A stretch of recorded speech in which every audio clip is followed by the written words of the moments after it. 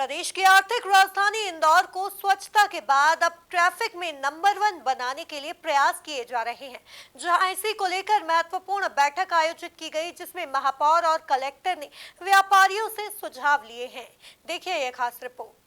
निगम मुख्यालय में आयोजित बैठक में महापौर पुष्यमित्र भार्गव, कलेक्टर आशीष सिंह, विधायक गोलू शुक्ला समेत तमाम अधिकारी और जनप्रतिनिधि मौजूद रहे।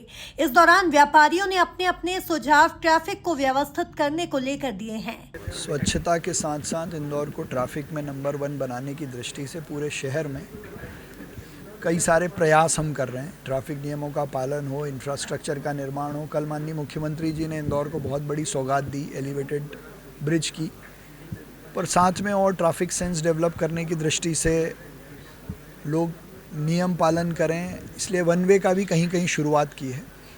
तो वन वे एरिया में आने वाले व्यापारी व्यवसायियों से भी इस विषय में उनके सुझाव लिए हैं। व्यापारी व्यवसायियों ने वन वे के साथ साथ कई सारे शहर में ट्रैफिक की दृष्टि से भी बहुत अच्छे सुझाव दिए हैं। एक तो मैं उनका धन्यवाद करता हूं, दूसरा इन सब सुझावों को मिलाकर गंभीरता से उस पर विचार करके जो इंदौर की सड़क सुरक्षा की समिति है वो इस पर निर्णय करेगी। देखिए, आज सभी व्यापारिक संगठनों के साथ में ट्रैफिक व्यवस्था को लेकर बैठक का आयोजन किया गया था।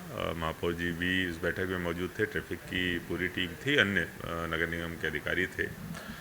जो वन वे अभी लागू किया गया है एमजी रोड और जवाहर मार्ग पर, उसके संबंध में सभी से सुझाव प्राप्त किए गए और सभी के द्वारा उसको सकारात्मक ढंग से लिया गया है जो नया सिस्टम है।